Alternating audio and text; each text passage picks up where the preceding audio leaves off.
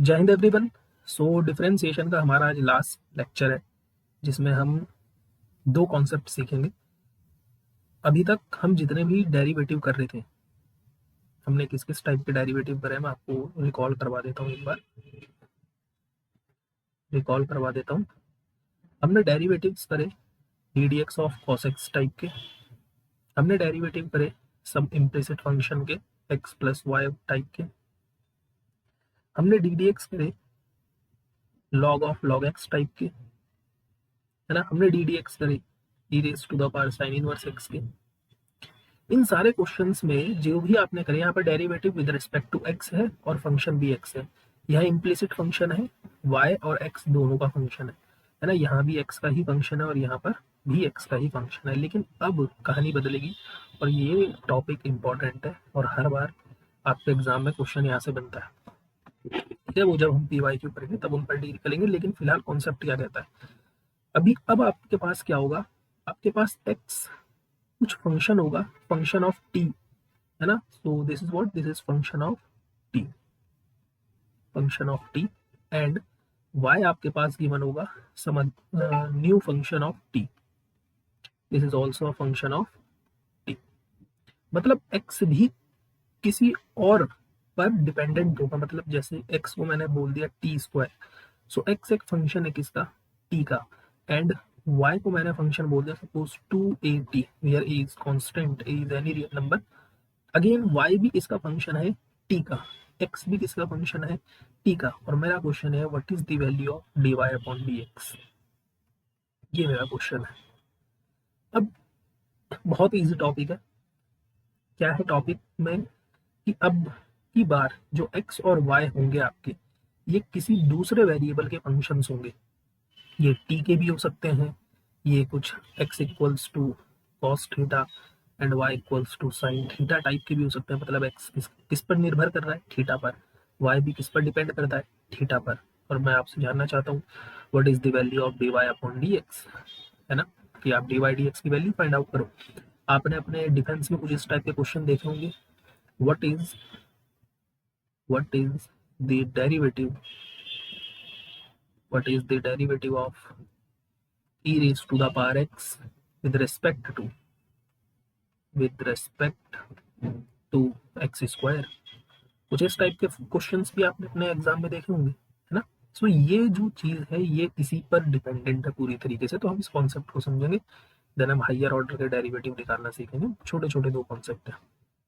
Okay, सो मैं आपको question के थ्रू समझाता हूँ। सपोज एक्स की वैल्यू आपको ए टी स्क्वायर गिवन है एंड वाई की वैल्यू आपको a upon t given है and we want what we want to find dy upon dx। मुझे dy upon dx की वैल्यू कैलकुलेट करनी है। नाउ क्वेश्चन ये उठता है कि dy dx की, हम जब dy dx लिखते हैं तो इसका मतलब क्या है।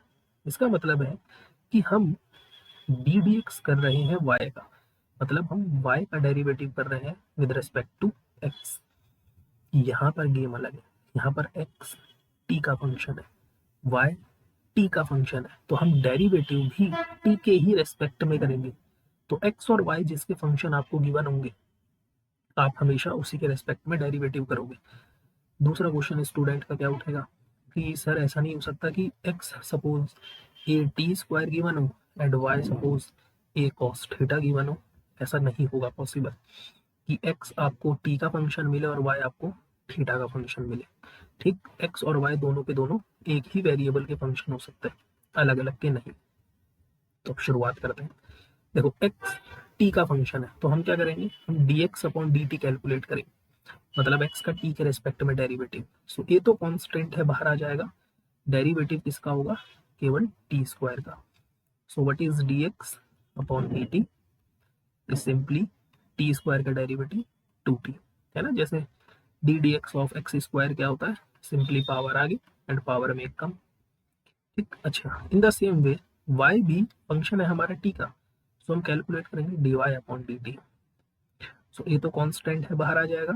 What is the D D T of 1 upon T, गलती से भी log t मत कहना, log t का डेरिवेटिव 1 अपॉन टी होता है। सो a कांस्टेंट 1/t का डेरिवेटिव -1/t²। ठीक, नाउ हम क्या फाइंड आउट करना चाहते हैं, dy/dx, ये हमें कैलकुलेट करना है। तो हम एक काम करते हैं, dy को भी dt से डिवाइड करते हैं और dx को भी dt से डिवाइड करते हैं, है ना, ऐसा करना पॉसिबल है। ठीक, सो अच्छा, what is the value of dy/dt, ये आपने कैलकुलेट करिए, -a/t² upon what is the value of dx/dt, ये भी आपने कैलकुलेट करी है, 2at। सो क्या आंसर आ जाएगा आपका, -a/2at³, ए से ये कैंसिल आउट हो जाएगा। So we have -1/2t³। ठीक, तो मैंने क्या किया, मैंने इस at² का डेरिवेटिव किया विद रेस्पेक्ट टू, सॉरी, मैंने a/t का डेरिवेटिव किया with respect to at²।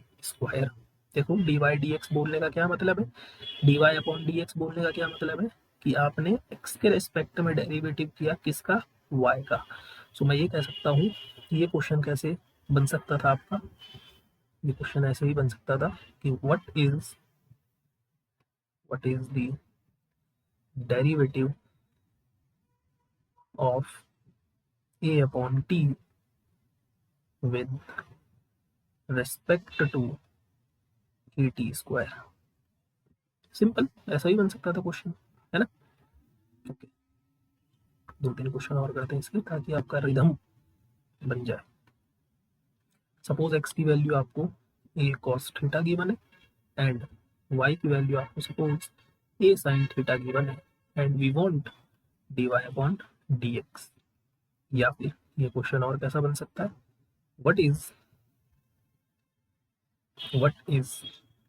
The derivative of a sin theta with respect to a cos theta. ठीक, तो देखो अब की बार मैं इस क्वेश्चन को लेके चलूंगा, क्योंकि ये तो आपने ऊपर सीख ही लिया। देखो ध्यान से समझते हैं, हमें किसका डेरिवेटिव फाइंड आउट करना है, a sin थीटा का। आप इसको कुछ भी एज्यूम कर लो, सपोज मैंने x एज्यूम कर लिया, a sin थीटा। मुझे इसका डेरिवेटिव कैलकुलेट करना है विद रेस्पेक्ट टू, किसके रेस्पेक्ट में, इसके रेस्पेक्ट में। मैंने y इसको एज्यूम कर लिया, a cos थीटा। तो बेसिकली मुझे क्या कैलकुलेट करना है, मुझे कैलकुलेट करना है इसका डेरिवेटिव, a sin थीटा का डेरिवेटिव, मतलब मुझे x का डेरिवेटिव करना है किसके रेस्पेक्ट में, a cos थीटा के, मतलब y के रेस्पेक्ट में। मतलब मैं क्या कैलकुलेट करना चाहता हूँ, dy of x, y x का derivative with respect to y, x का डेरिवेटिव मतलब a sin थीटा का डेरिवेटिव करना है, क्योंकि x आपने इसे माना है, विद रेस्पेक्ट टू, किसके रेस्पेक्ट में कर रहे हो आप, y के, y किसे एज्यूम किया है, a cos थीटा को। ठीक है, तो यहाँ पर आप dx/dy लिख लो। ओके, सो मुझे कैलकुलेट करना है, अगेन x किसका फंक्शन है, थीटा का। सो मैं क्या कैलकुलेट करूँगा, dx/d थीटा। सो ये तो कांस्टेंट है और sin थीटा का derivative cos theta and dy/d theta is what, again ये कांस्टेंट है एंड cos थीटा का derivative is minus sin theta. Now what we want dx/dy, dx/dy मतलब dy ऑफ x, मतलब x का derivative with respect to y। So मैं क्या करूँगा, यहाँ भी d थीटा से डिवाइड करूँगा एंड dy में भी d थीटा से divide. So what is dx/d theta is a cos theta and what is dy/d theta is minus a sin theta. तो इससे कैंसिल आउट हो जाएगा, so we have minus cot theta. ठीक, okay, so पढ़ते हैं जरा नया topic, higher order. Higher order का मतलब क्या है, देखो इसका यूज हम अपना डिफरेंशियल इक्वेशन में भी करेंगे। देखो हायर ऑर्डर डेरिवेटिव का मतलब क्या है, अभी तक हम जो पढ़ते हुए आ रहे हैं dy/dx पढ़ते हुए आ रहे हैं, इसको हम y डैश से भी डिनोट करते हैं कि y का एक बार डेरिवेटिव किया है। इसको हम y1 से भी डिनोट करते हैं कि हमने केवल एक बार ही डेरिवेटिव किया है। इसी चीज़ को हम f डैश x से भी डिनोट करते हैं। तो ये सारी नोटेशंस जो है ये dy/dx की हैं। तो कभी भी आपको कुछ भी मार्केट में नया क्वेश्चन मिले और उसमें ऐसी कुछ नोटेशंस दिखे, तो आप समझ जाना कि फंक्शन का आप एक बार डेरिवेटिव कर रहे हो। है ना। जैसे फॉर एग्जांपल अगर मैंने बोला y equals to log of log x, then find y dash, तो आप सिंपली क्या करोगे, dy अपॉन dx, या फिर y डैश, या फिर y1, या फिर f dash x equals to, इसका डेरिवेटिव क्या हो जाएगा। सो इस log x को हम अपने मन में y एज्यूम करेंगे। सो log y का derivative 1 upon y, y means log x, और log x का डेरिवेटिव 1 अपॉन x। बट अगर मैं आपसे कहूँ कि इसका सेकंड डेरिवेटिव क्या हुआ, this is what, this is first derivative, first derivative. Now what we want, हम फाइंड आउट करना चाहते हैं second order derivative. Second order derivative का मतलब क्या है कि अब आपको ये जो dy dx है, जो आपने dy dx कैलकुलेट करा है, इसका दोबारा से डेरिवेटिव मीन्स डी dx।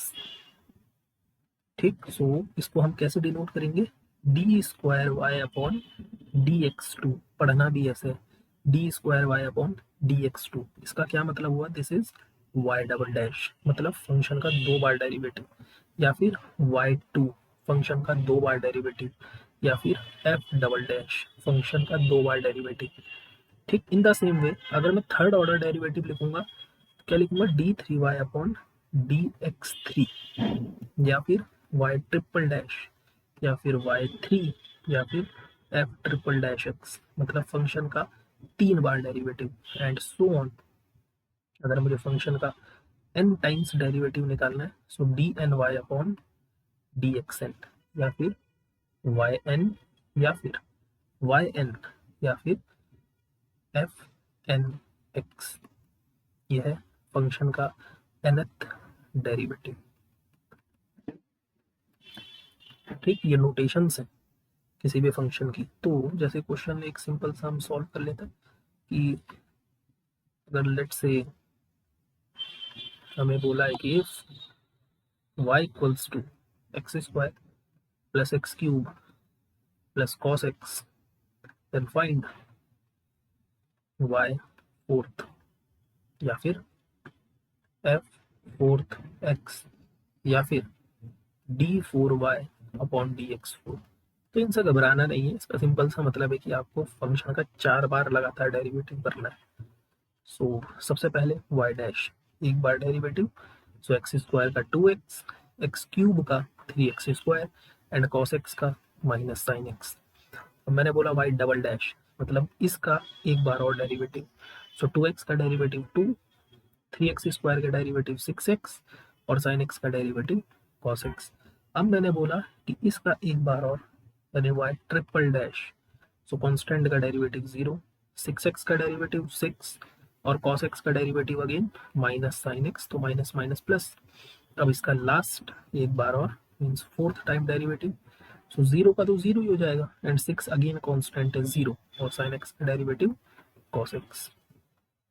ठीक, तो ये आपने सीखे डेरिवेटिव। अब हम नेक्स्ट लेक्चर बनाएंगे अपना लिमिट इनडिटर्मिनेट फॉर्म्स में, जो आपने लिमिट की इनडिटर्मिनेट फॉर्म पढ़ी है, and continuity. What is continuous function ये आप जान चुके हो, व्हाट इज लिमिट ये भी आप जान चुके हो, बस इसके क्वेश्चंस कैसे एग्जाम में आते हैं अब हमें उस पर डील करना है। तो मिलता है नेक्स्ट सेशन में, तब तक के लिए जय हिंद, जय भारत।